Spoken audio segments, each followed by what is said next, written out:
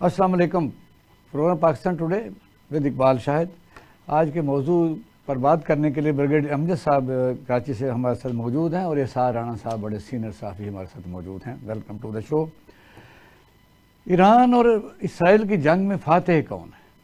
अब ये सवाल उठाने वालों को ही पता होगा कि इसमें जब नुकसान की हम बात करते हैं तो सिर्फ ये नुकसान नहीं है कि किसी मुल्क के आपके एमुनेशन को आपने तबाह कर दिया, वहाँ शहादतें कितनी हुई हैं, डिपो कितने, इमारतें कितनी। वजह यह कि ज़िम्मेदार कौन है? सबसे पहले जो है यह है कि एक पुरअमन मुल्क जिसने कभी किसी मुल्क पर हमला नहीं किया उस पर हमला कर दिया गया। और फिर यह है कि दुनिया के सबसे ताकतवर मुल्क ने उसकी बैक की और फिर कहा गया कि अगर ईरान ने रिटेलिएट किया तो हम इसराइल के साथ जंग करेंगे, इसराइल के साथ मिलकर ईरान के साथ जंग करेंगे। वजह यह है कि आपने देखा फिर ईरान कुव्वत ईमानी से डट गया और फिर वो मंजर आसमानों ने देखा कि कहाँ से बात कहाँ चली। जंग बंदी की पुकार के बावजूद मिसाइल सफ़र करते रहे और उस इसराइल को जो तमाम हमारे मुसलमान ममालिक की दहशत की अलामत बना हुआ था, फिर आपने ज़मीन बोस हो गया। फिर जो हुआ सो हुआ, इस पर हम बात करेंगे। और दूसरा कि KPK में बजट पास होने के बाद अजीब चेमे गोइयाँ हैं कि अली अमीन गंडापुर जो है उस पर शक किया जा रहा है कि वो किसी से मिल गए हैं। लेकिन वजह यह है कि हुकूमत और पार्टी में इस वक्त सूरत हाल इमरान खान की गैर मौजूदगी में कुछ सही मैसेजिंग जो नहीं हो रही, तो कई किस्म के सवाल जन्म देते हैं। ये हम आगाज़ करते हैं जी। साराना साहब, आगाज़ आपसे करते हैं। मुझे बताइए सबसे पहले तो इसराइल और ईरान जंग में फातेह कौन? और इससे असल सवाल ये हैं कि क्या जंग बंद हो गई है? देखिए, एक बात यह है कि हमें सबसे पहले देखना चाहिए कि जंग हुई क्यों। सही, आखिर ऐसी क्या चीज हुई कि जंग हो गई? सब चीजें, कुछ ऐसा मसला ही नहीं था। अचानक इसराइल ने हमला किया और फिर अमेरिका कूद पड़ा, तो ये सारा कुछ हुआ क्यों? फिर आप जरा थोड़ा सा पीछे नजर डालें तो अमेरिका ने 60 दिन की वो मोहलत दी हुई थी ईरान को और 61वें दिन इसराइल ने हमला कर दिया। ठीक है, तो एक बात तो आपको क्लियर हो गई कि ये अमेरिका की ख्वाहिश के ऊपर सारा हुआ। दूसरी बात यह है कि उनका असल हदफ ईरान का एटमी प्रोग्राम था। जी जी। उन्होंने वो एटमी प्रोग्राम ताकत के जोर पे तबाह कर दिया, इंफ्रास्ट्रक्चर तबाह कर दिया। और अब सूरत हाल ये है कि ईरान को एक अरसा लग जाएगा अपने एटमी माहौल को बनाते हुए दोबारा। ये तो अमेरिका की बात है ना, क्योंकि अरसा लगने का तो वो कह रहे हैं।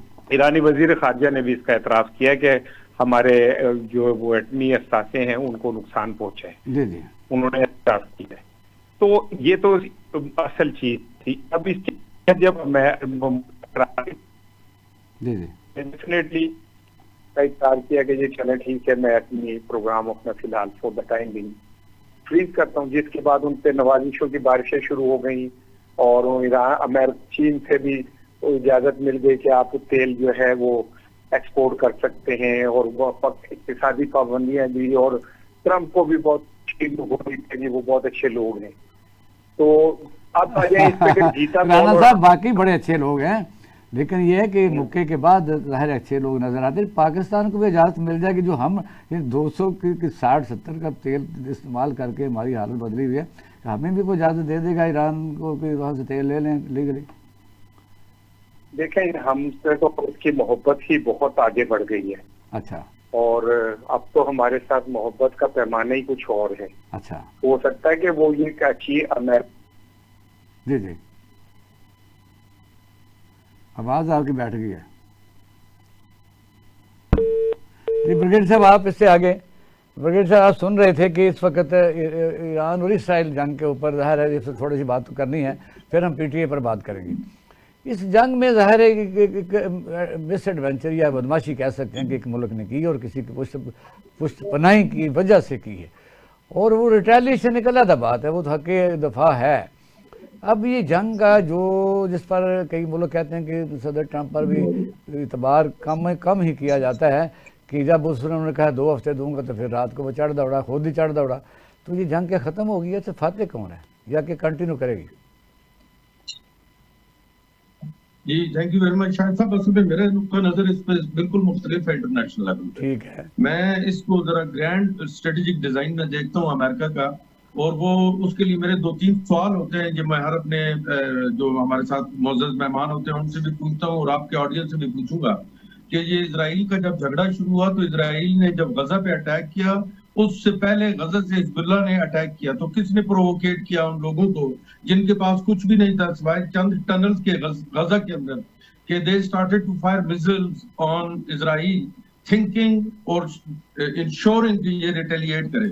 پھر اس نے ریٹیلیٹ کیا اور بہت بری طرح ریٹیلیٹ کیا. اس کے بعد ایران بڑی خاموشی سے بیٹھا ہوا تھا, تمام لوگ صرف باتیں کر رہے تھے, اسٹیٹمنٹ دے رہے تھے, ایران تو اسٹیٹمنٹ بھی نہیں دے رہا تھا. تو اچانک ون نائٹ اٹھ کے اسرائیل جو ہے وہ ایران کے اوپر اپنی میزائلوں سے بارش کر دیتا ہے. اس کے پیچھے who provocated اسرائیل کو کس نے پرووکیٹ کیا کہ یہ کام کرو. اس کے ذرا تھوڑے سے اور پیچھے چلے جاتے ہیں. یہ اسکول آف تھاٹ بھی ہے, ہے اسکول آف تھاٹ یہ بھی ڈسکشن میں ہے سر. یہ سر برگیڈی صاحب, یہ اسکول آف تھاٹ جو آپ بات کر رہے ہیں یہ بھی ڈسکشن میں آج کل آ رہا ہے.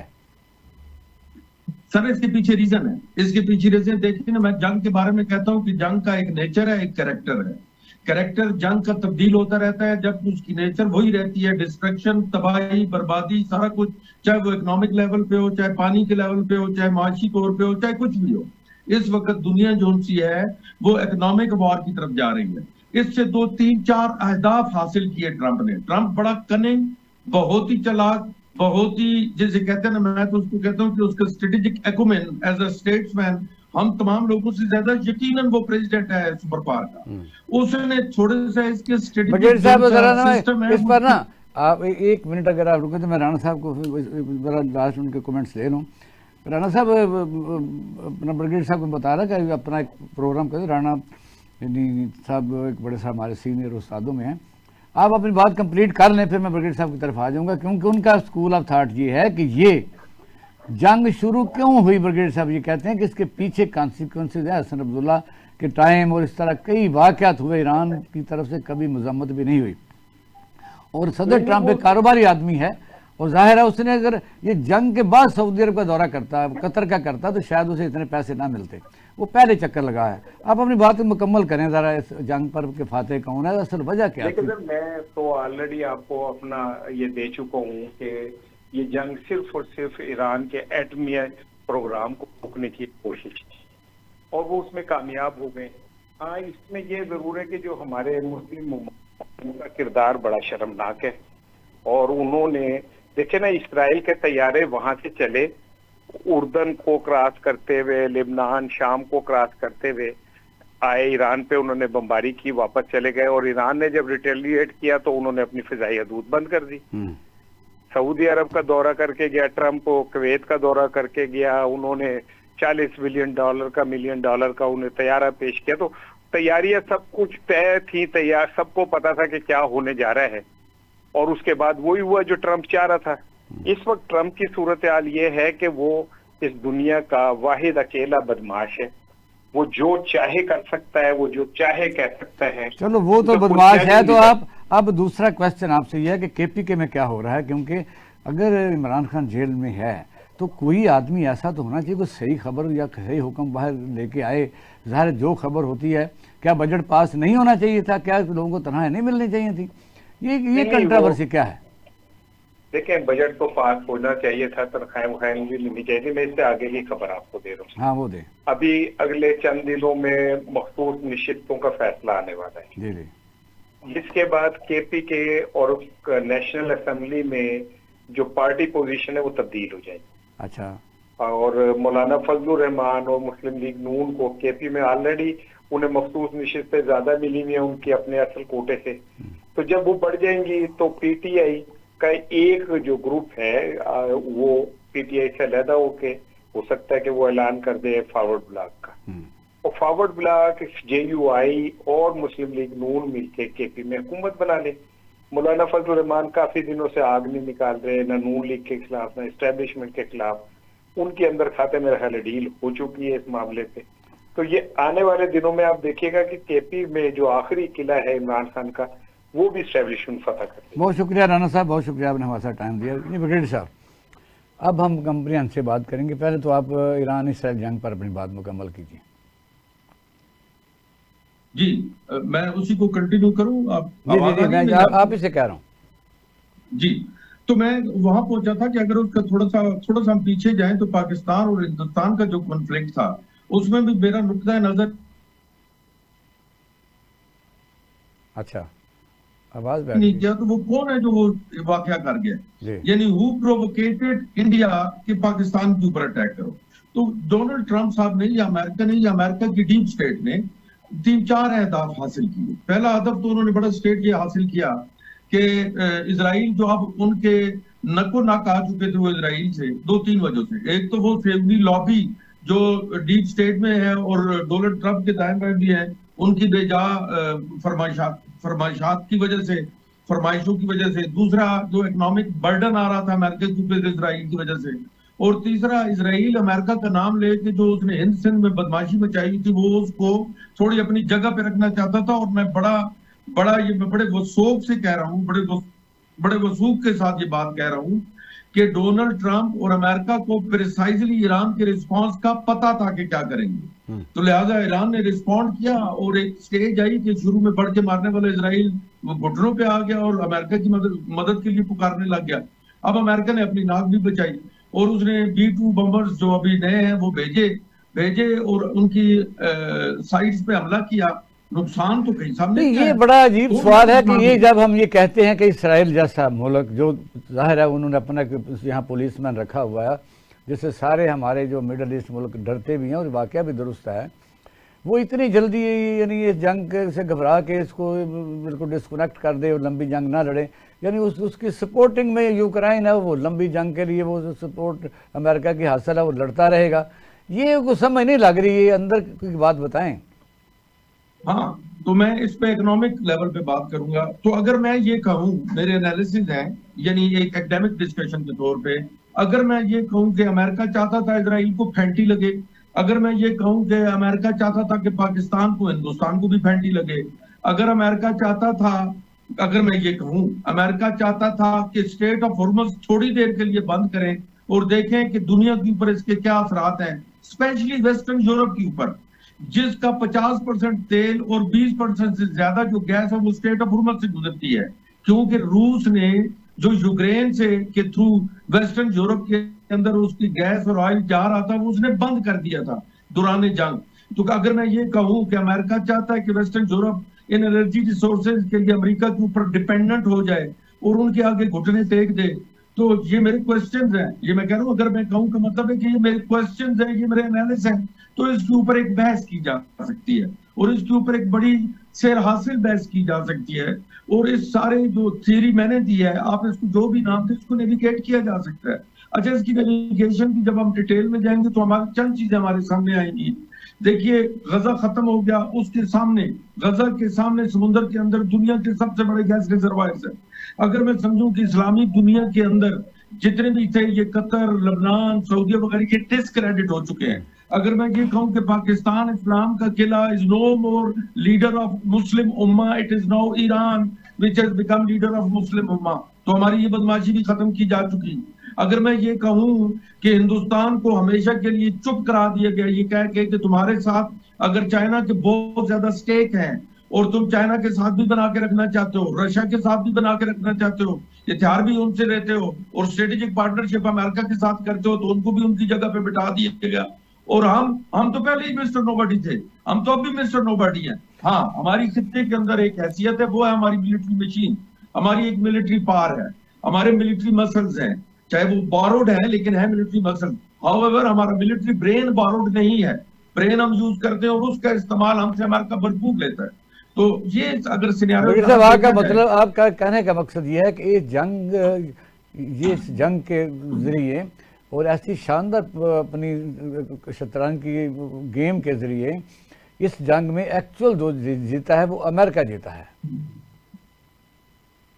یس سر, میں اب بھی یہ کہتا ہوں. آپ دیکھیں پوری جنگ کے اندر چائنا خاموش رہا, ہلکی پھلکی اسٹیٹمنٹ تھی بولا نہیں, رشیا اسٹیٹمنٹس دیتا رہا, کیا کچھ نہیں, لیکن سب نے بیک کیا ایران کو کہ اگر ایکسکیلیشن اس لیول پہ پہنچ جاتی ہے ladder of escalation has reached to a level where America directly intervenes in the war, then Russia and China will side by Iran. ٹھیک ہے ڈاکٹر صاحب میں آپ سے گزارش کرتا ہوں کہ آپ کے میرا خیال آپ نے کسی پروگرام میں بھی جانا تھا، تو آتے ہیں ذرا شارٹ بریک کے بعد. ناظرین ہمارے ساتھ رہیے گا. ویلکم بیک ناظرین، آپ پروگرام دیکھ رہے ہیں Pakistan today with Iqbal Shahid. Brigade صاحب آپ سے سوال میں یہ کرنا چاہتا ہوں کہ اس وقت آپ کو پتہ ہے کہ سپریم کورٹ آف پاکستان کا آئینی بینچ جو ہے وہ اسپیشل سیٹوں پر سماعت کر رہا ہے. پاکستان ایک واحد آپ کے سامنے حیرت قدہ ہے جہاں فیصلوں سے پہلے پریڈکشن کی جا سکتی ہے، اور اگر عدالت میں لگا دے تو پھر کیوں لوگ پریڈکشن کرتے ہیں؟ مسئلہ ایسا ہی پھر کیوں ہوتا ہے؟ تو آپ ہمارے ساتھ ہیں نا سر؟ جی میں بالکل. یہ بتائیے کہ پی کے حکومت جو ہے وہاں فارورڈ بلاک بن رہا ہے اور اسپیشل سیٹوں کا فیصلہ پی ٹی آئی کے خلاف آنے والا ہے، اور وہاں ایک نئی حکومت بننے والی ہے، اور پی ٹی آئی کا آخری قلعہ بھی اب تھوڑے دنوں میں مسمار ہونے والا ہے. اس پر کیا کہیں گے؟ ڈاکٹر صاحب دیکھیے، اقتدار کی خاطر بڑے بڑے جید لوگوں نے اپنے ایمان اور آخرتیں خراب کی. اقتدار کی خاطر اولاد نبی کریم صلی اللہ علیہ وسلم کا قتل عام کیا گیا کربلا کے اندر. علی امین گنڈاپور کی کیا حیثیت؟ اقتدار کی خاطر وہ کچھ بھی کرے گا. عمران خان اس کے لیے کچھ بھی نہیں. وہ کچھ کرتا ہے تو اقتدار سے ہٹتا ہے. وہ اقتدار نہیں، اس حکومت کے خلاف نو کانفیڈنس لا کے اس حکومت کو فارغ کرنے کی تیاریاں ہو چکی ہیں. اسپیشل سیٹیں پی ٹی آئی کو نہیں ملنے والی. یہ حکومت یہاں مرضیہ چلی جائے، علی امین گنڈاپور اور گروپ کہیں بھی نہیں جاتا سر. یہ آپ لکھ لیں، بڑے ہیلپ فل رہے ہیں اور ہیلپ کر رہے ہیں ماشاءاللہ. ان کے ساتھ بہت سارے لوگ، وہ نہیں کہیں جاتے. اقتدار چلا جائے بھلے، وہ اپنا اسمبلی حکومتیں چلی جائیں، اس سے کوئی فرق نہیں پڑتا. لیکن برگیڈ صاحب کب تک ایسا چلتا رہے گا؟ مثلا کہ اپنی مرضی سے اس طرح، یعنی ایک اکثریتی پارٹی کو یہ بالکل کلیئر بتا رہا ہوں میں. 1956 سے ایکچولی 1953 سے لے کے تو 1969 تک چلا، پھر 1977 سے لے کے 1987 تک چلا، اور بس یہ 10 سال چلے گا. تو ابھی کتنا عرصہ ہو گیا؟ 2002 سے لے کے یہ 2032 تک تو چلے گا. باقی باتیں اس کے بعد سوچیں گے کہ کیا کرنا ہے اور کیا نہیں کرنا. یہ لکھ لیجئے، نوشتہ دیوار ہے. سر برگیڈ صاحب بہت شکریہ، تھینک یو ویری مچ. ناظرین ہم دیتے ہیں ایک چھوٹا سا بریک، ہمارے ساتھ رہیے گا، اور اس کے بعد ہم کے پی کے سے پی ٹی آئی کے رہنماؤں سے بات کریں گے. ہمارے ساتھ رہیے گا. ویلکم بیک ناظرین، آپ پروگرام دیکھ رہے ہیں پاکستان ٹوڈے ود اقبال شاہد. ہمارے ساتھ پی ٹی آئی کے رہنما یوسف زئی صاحب کے پی سی کے سے اور یعنی پشاور سے موجود ہیں. سر السلام علیکم. اچھا، یہ تو ویسے تو یہ ہے کہ پاکستان میں پارلیمانی جمہوری نظام کہتے ہیں کہ رائج ہے، اور آپ کے لیڈر بھی جیل میں ہیں. وہ آپ کا ایک موقف ہے کہ ہمارے ساتھ زیادتی ہوئی ہے پاکستان میں، یعنی فارم 45 اور 47 کی آپ بات کرتے رہتے ہیں، لیکن کام ابھی رکا نہیں. یوسف زئی صاحب، ابھی صورتحال تو مقدموں سے آگے ہے. آج یہ بھی خبر لوگ ڈسکس کر رہے ہیں، اور یہ بھی ہے کہ ہائی کورٹ یا سپریم کورٹ میں کوئی بھی اگر کوئی فیصلہ سبیل سماعت ہو تو اس پر آپ رائے نہیں دے سکتے. یہ لکھا ہوا ہے. لیکن یہ بھی ایک لکھا ہوا ہے کہ ایسی اگر باتیں ساری دنیا کر رہی ہو تو پھر ہو کیوں جاتی ہیں؟ اب صورتحال یہ ہے کہ وہ وہاں بحث جاری ہے، اور آپ نے دیکھا جو 8 ججوں کا فیصلہ تھا اس کے خلاف ریویو پٹیشن دائر ہے، اور ریویو پٹیشن کے طور پر آئینی بینچ میں 6 جج صاحبان وہ ہیں جنہوں نے وہ کیس سنا ہی نہیں تھا. حالانکہ ریویو میں وہی جج صاحبان کیس سنتے ہیں جو سابقہ کیس سن چکے ہیں. اور یہ کیا فیصلہ ہوتا ہے یہ تو اللہ کو پتہ. لیکن اگر ان کیس فیصلہ ہو جاتا ہے کہ پی ٹی آئی کو سیٹیں نہیں دینی، وہ تو آج سلمان اکرم راجہ نے کہا اور صدیقی صاحب بحث کر رہے ہیں، لیکن یہ ہے کہ فیصلہ تو جب ہوگا وہ ہوگا. کیا فیصلہ ہوتا ہے؟ لوگ پریڈکٹ کر رہے ہیں کہ ایک ایسا الائنس بن رہا ہے کے پی کے میں، اور یہ غالباً کون آدمی مشورہ دے رہا ہے کہ ایک پارٹی کو آپ اتنا دیوار سے لگا دیں کہ پھر ساری دنیا یہ کہے کہ یہ کر آپ کہہ رہے ہیں اقتدار کے لیے، کہ کے پی کے میں جے یو آئی کے ساتھ مل کے وہ سیٹوں کی اکثریت سے جو لوگ رہ جائیں گے وہ ایک فارورڈ بلاک بنایا جائے گا جس میں پی ٹی آئی کے کوئی چھوٹا سا گروپ شامل کر کے اس کو ایک اکثریت سی بنا دی جائے گی. یہ آپ وہاں اس طرح کی کوئی بات سن رہے ہیں؟ شکریہ.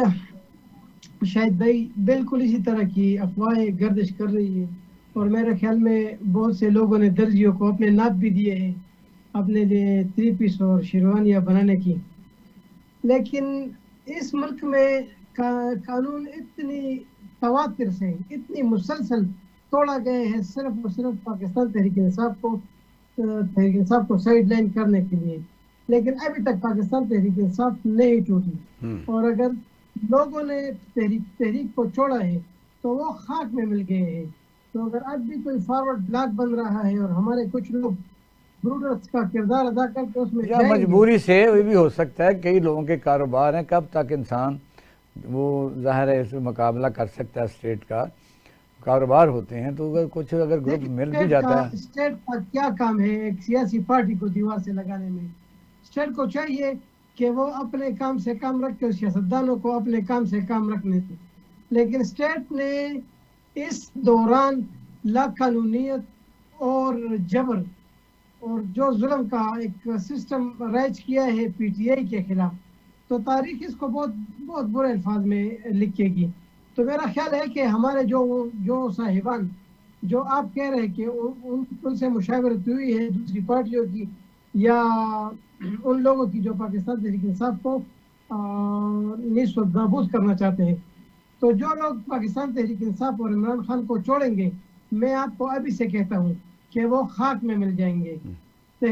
پاکستان تحریک انصاف عمران خان ہے اور عمران خان ہی یہ پارٹی ہے. تو اس طرح کی اگر کسی کی خواہشات ہے جو میں ابھی صاحب سے کہتا ہوں، میں جھوٹ نہیں بولتا ہوں، نہ چیزوں کو چھپاتا ہوں، ہے اس طرح کچھ لوگ ہیں شاید ہمارے بینچوں میں بیٹھے ہیں، ان کی چیزیں وہ تو بنی ہیں. ظاہر ہر پارٹی میں ہوتے ہیں، اور آپ نے دیکھا کہ کئی قسم کے لوگ حالات کے تحت یا لالچ کے تحت بھی یا اقتدار کے لیے بھی یا ان کو کیا کہا جاتا ہے، وہ ہر دور میں یہاں چھانگا مانگا بھی ہوتا رہا، نو کانفیڈنس بھی ہوتا رہا، ساری چیزیں ہوتی رہیں.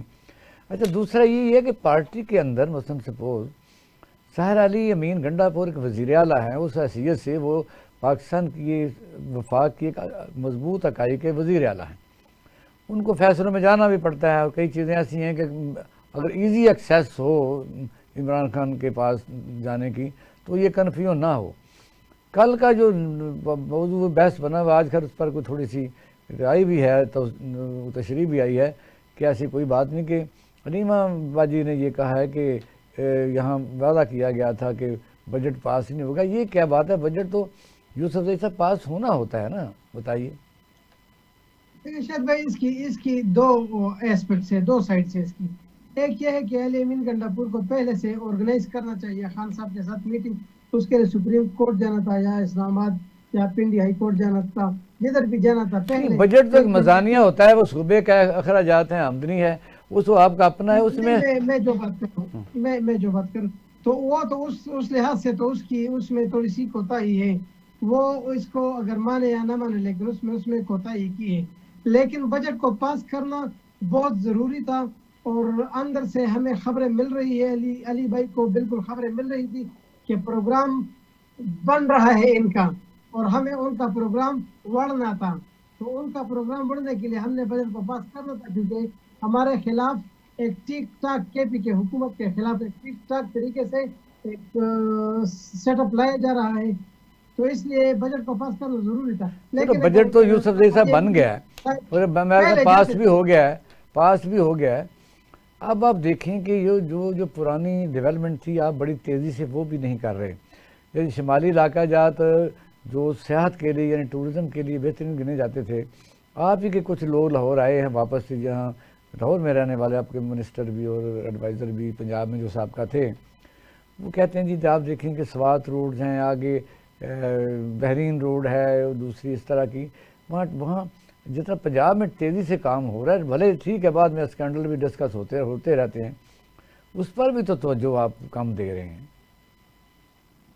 شاید بھائی اس وقت ہماری پارٹی پہ جو مشکلات ہے، ہمارے تو MNAs, MPAs اور وزیر اعلیٰ ہر دوسرے دن کسی نہ کسی کورٹ میں حاضر ہوتے ہیں.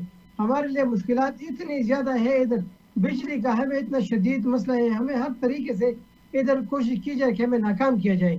تو یہ حکومت اگر ہم سسٹین کر لے اور اس میں ہم اتنا بھی کر لے، آدھا بھی کر لے تو یہ بھی کافی ہوگا. پھر بھی ہم نے سرپلس بجٹ بنایا ہے، ہم ٹورزم پہ کام کر رہے ہیں، بہت بڑا میں آپ کو بھیج دوں گا ڈیٹیل. بہت بڑی انویسٹمنٹ ہو رہی ہے ٹورزم پہ. ہم نے اسکولس پہ انویسٹمنٹ کی ہے بہت زیادہ. صحت پہ ہم نے آپ بہت دیکھیں زیادہ نا، یہ تو انویسٹمنٹ خیر کی ہے. کہا جا سکتا ہے کہ پنجاب میں اس میں کچھ شک نہیں کہ صفائی ستھرائی اور پروجیکٹ ٹھیک ہے، وہ خود نمائی بھی ہے، اس پر آپ آبجیکشن کر سکتے ہیں کہ ان کی ایڈورٹائزمنٹ زیادہ ہے، ان کی تشہیر زیادہ ہو رہی ہے، لیکن کام کا مقابلہ تو وہ پہلے والا نہیں رہا. تو وہاں یہ ٹورزم کے لیے لوگ ڈوب بھی رہے ہیں، اور آپ نے دیکھا کہ وہاں ریسکیو بھی اتنا کام نہیں ہوتا. یعنی اس طرح کی چیزیں تو ہیں نا جو ہائی لائٹ ہو رہی ہیں. نہیں، آپ ایک دن پروگرام رکھتے ہیں، پنجاب سے بھی ایک بندے کو بلائیں، مجھے بھی بلائیں، پھر اس پہ ڈسکشن کر لیں گے کہ کن لوگوں نے زیادہ کامیابی سے ایجوکیشن پہ، ہیلتھ میں اور ٹورزم میں اور باقی چیزوں پہ کامیاب پروجیکٹس بنائے ہیں. لیکن ہمارا یہ ہے کہ ہم ذرا زیادہ میک اپ نہیں کرتے ان چیزوں کی، زیادہ ایڈورٹائز نہیں کرتے ان چیزوں کو. اچھا، تو اس کی وجہ سے پنجاب حکومت والے تو آٹے کے اوپر بھی نواز شریف کی تصویر لگا لیتے ہیں، وہ بات تو صحیح چینی ہے. کی بوریوں پہ نواز شریف کی تصویریں لگا لیتے ہیں. تو ان کو تو کام صرف میک اپ ہے اور صرف ایڈورٹائزمنٹ ہے. ورنہ کے پی کے گورنمنٹ اس وقت پورے پاکستان کے تینوں صوبوں سے آگے ہے ہر چیز میں. اس پہ ڈیبیٹ کرنے کے لیے ہم تیار ہیں. اچھا، یہ ہے کہ جیسے اب لا اینڈ آرڈر کا مسئلہ جو ہے اب کہاں تک ہے؟ کیونکہ جو پچھلے دنوں صورتحال کہہ رہے تھے مولانا فضل الرحمان کے مالاکنڈ سے آگے تو وہ سفر ہی نہیں کر سکتا، اور وزیرستان، جنوبی شمالی وزیرستان اب وہ خاموش ہیں، کیونکہ اب صورتحال لا اینڈ آرڈر کی کیا ہے؟ Law and order situation Pakistan کے پی کے میں ڈے فرسٹ سے خراب تھی، لیکن الحمدللہ اب اتنی خراب نہیں ہے جتنا مولانا فضل الرحمان صاحب یا اور آپ کسی جگہ بھی گھوم سکتے ہو، کر سکتے ہو. اور جو شمالی وزیرستان کے ایریا میں جو مسائل تھے تقریباً وہ بھی زیادہ تر حل ہو گئے ہیں. باقی انشاءاللہ بہت جلد ادھر بھی امن کمپلیٹ لیا جائے گا. باقی کے پی کے سوات ملکن سے لے کے آپ جائے سوات، جائے بحرین، جائے مدین، جائے آپ کالام جائے، بالکل پرامن زبردست خوبصورت جگہ، نیچرل بیوٹی ہے. کسی کو ڈرانے کی ضرورت نہیں ہے، آپ آرام سے آ سکتے ہیں. 100% سیکیور ایریاز ہے اور ٹورزم کے لیے بہترین جگہ ہے. تو اب یوسف صاحب یہ جو ہمارا ٹرانزٹ روٹ ہوتا تھا افغانستان کے ساتھ، وہ میں نے تو خود دیکھا ہوا ہے نا، کارخانوں سے آگے تورخم سے لوگ، تورخم ہی بنتا ہے نا، یہ کیا بنتا ہے، یہ کارخانوں سے آگے جو افغانستان کو راستہ ہے، جہاں سے افغانستان کے لوگ اکثر پشاور آ کے سودا صرف لے کے جاتے تھے. یہ کون سا راستہ تھا؟ آپ افغانستان کے بارڈر کی بات کریں، پاکستان باڑے سے آگے پشاور سے آگے باڑا ہے نا. کی بات کر رہے ہیں ہمارے. اب میں کہتا ہوں وہ درمیان میں ڈسکنیکشن ہوئی تھی نا، تو پھر ان کا ویزے کا مسئلہ پیدا ہو گیا. تورخم بارڈر پہ تھوڑے سے مسائل اس لیے ہوتے ہیں کیونکہ وہ بارڈر ہے، اور ڈیفینیٹلی بارڈر پہ تو مسائل ہوتے رہتے ہیں. لیکن جب حالات نارمل ہوتے ہیں تو ادھر سیکیورٹی فورسز ہوتی ہے اور چیزیں بہت زبردست طریقے سے مینج کرتے ہیں. اور تورخم سے پشاور تک راستہ پورا ٹھیک ہے، اس میں کوئی مسئلہ نہیں ہے. البتہ آپ شمالی وزیرستان کی طرف جاتے ہو یا آپ کورم ایجنسی، وہ تو میں نے سوال ابھی کرنا ہے. کورم ایجنسی میں جو آپ نے دیکھا کہ وہاں کانوائے نہیں جا سک رہے تھے، اس وقت پوزیشن کیا ہے؟ کیونکہ تو کتنے مہینے ہو گئے ہیں، اور وہ تین طرف آپ کا پارا چنار کے افغانستان ہے. اب وہاں ٹرانسپورٹیشن اس وقت تک بحال ہوئی کہ نہیں؟ بالکل بحال ہوئی ہے، ادھر ٹرانسپورٹیشن چل رہی ہے اور الحمدللہ. لیکن آپ دیکھیں نا کہ یہ اتنا بڑا کام تھا کہ جب وہ بند تھا تو ہر ٹی وی چینل چیخ رہا تھا، لیکن جب ہوا تو کے پی کے حکومت نے کوئی ایسی پریس کانفرنس یا ٹی وی چینل کو نہیں بتایا کہ وہاں کوئی فوٹیج بھیجے. وہ کھلا ہے پشاور میں، ان کا کیمپ بیٹھا تھا، ان کے ساتھ مذاکرات بھی ہوئے. میں اس مذاکرات کا میں خود لیڈ کر رہا تھا اس مذاکرات کو. تو الحمدللہ وہ مذاکرات بھی سکسیسفلی ہم نے کر دی اور الحمدللہ حالات کافی بہتر ہے ادھر. اچھا جی، یوسف صاحب بہت مہربانی، بہت شکریہ. ہاں بات کرتا ہوں، کے پی کے کو آپ پنجاب سے کمپیئر اس لیے نہیں کر رہے کہ یہ آپ دیکھیں یہ ٹیررسٹ ایکٹیویٹیز اس پہ ہوئی ہے اس علاقے پہ، اور ادھر جنگ یہ ہوئی ہے کافی. تو اس کو آپ پنجاب تو ایک پرامن جگہ ہے ادھر، تو آپ کو پتہ ہے. تو ادھر بجٹ بنانا، ادھر سرپلس بجٹ بنانا ये बहुत कमाल की बात है। चलो आप ये बताइए कि अगर जमीयत उलमाए इस्लाम, जो आपने देखा कि पिछले दिनों हुकूमत को वो थ्रेट भी कर रहे थे, फिर उनके साथ मुलाकातें भी कर रहे थे, इवन देन कि अमेरिका के यौम आज़ादी में भी वो वहाँ उस फंक्शन में शरीक थे, जहाँ एक ज़माने में वो सारा आपके लीडर को यहूदी एजेंट कहते थे। इन हालात में ज़्यादा ये बातें डिस्कशन में आ रही हैं कि मौलाना फजलुर रहमान साहब को, क्योंकि हम ईरान तो है नहीं कि उन्होंने कहा रिजीम चेंज करो, तो उन्होंने कहा जाओ अपना काम करो। उन्होंने कहा जिस तरह ने हमला किया तो उसने कहा हम इसको सबक सिखा के छोड़ेंगे, फिर वो सबक वाकई सिखाया। पाकिस्तान में तो आपने देखा कि इक़्तिदार के लिए इशारा काफ़ी उतर हुआ, और आपका बकौल कि ऐसा हुआ। अब यह है कि KPK में अगर ऐसा होता है तो आप वहाँ किस किस्म की सिचुएशन रिवर्स देख सकते हैं कि क्योंकि फजलुर रहमान तो अपने इलाके से भी नहीं जीते हुए।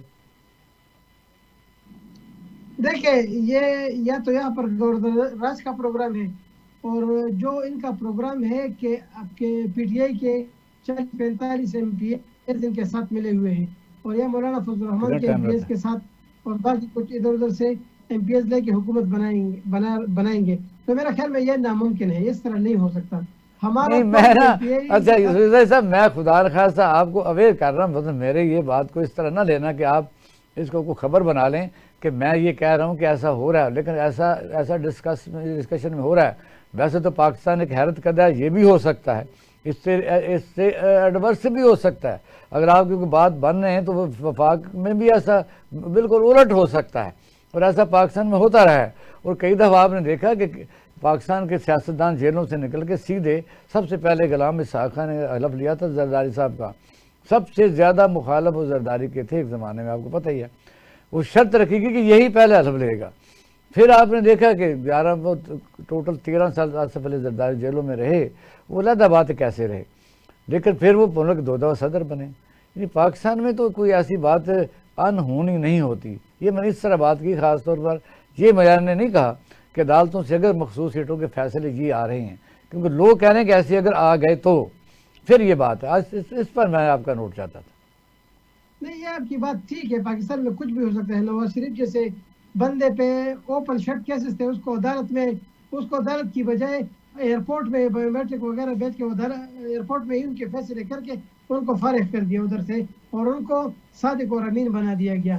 और भी बहुत से जरदारी इनके नजरों में पहले एक करप्ट तरीन बंदा था, अब वो पाकिस्तान का सदर, और ये हो सकता है। लेकिन KPK में अगर आज हमारा कोई MP इनके साथ जाता है तो पहले अपना घर इस्लामाबाद में या पंजाब में बना ले, कि उसका रहना बहुत मुश्किल हो जाएगा। KPK में जो भी MPs जा रहे हैं इनके साथ, तो उनको ये मेरी एडवाइस है कि पहले आप पंजाब में या बाहर अपने घरों को शिफ्ट कर ले, क्योंकि इधर रहना फिर मुश्किल हो जाएगा। बहुत शुक्रिया यूसुफ साहब, बड़ी मेहरबानी, थैंक यू आपने टाइम दिया। नाज़रीन, और देखिए पाकिस्तान में कौन सा मौजू डिस्कस किया जाए, कई दफ़ा सोचा कि इशूज़ पर बात की जाए, इशूज़ तो कोई सुनता नहीं। यानी रियासत के अदारे हैं, उसमें आप कहाँ जाएंगे, आपके घर में चोरी हो जाती है तो फिर आप पुलिस स्टेशन जाएंगे तो जाके देख लें, और कब्जा हो जाता है तो अदालत में जाके देख लें। यानी पाकिस्तान में अगर आपके साथ कुछ दुकानदार को ज़्यादती करता है, ज़्यादा रेट पड़ता है, तो आप किसी फोरम पर मुझे जाकर दिखा दें। चीज़ें प्योर नहीं मिल रही तो ये गुड गवर्नेंस के ज़ुमरे में आती हैं, ये भी आप देख लें। इस पर बड़े ध्यान देने की ज़रूरत है। मसला है कि हुकूमतें आती रहती है और जाती रहती हैं। अगर कोई निज़ाम काम नहीं कर रहा और all the rules are made for the people, अगर नहीं कर रहा तो फिर अचार डालना उस कानून का और उस सिस्टम का, तो वो करिए जो मुल्क में हक में। पाकिस्तान के मुक़्तदर अदारे एक ही नज़र सबको देख के कोई अच्छा सा फैसला करें, ताकि पाकिस्तान की कौम इत्मीनान से कोई काम कर सके, इन्वेस्टमेंट कर सके, बेरोज़गारी ख़त्म हो, अमन कायम हो। नाज़रीन, अपना ख्याल रखिएगा। पाकिस्तान जिंदाबाद।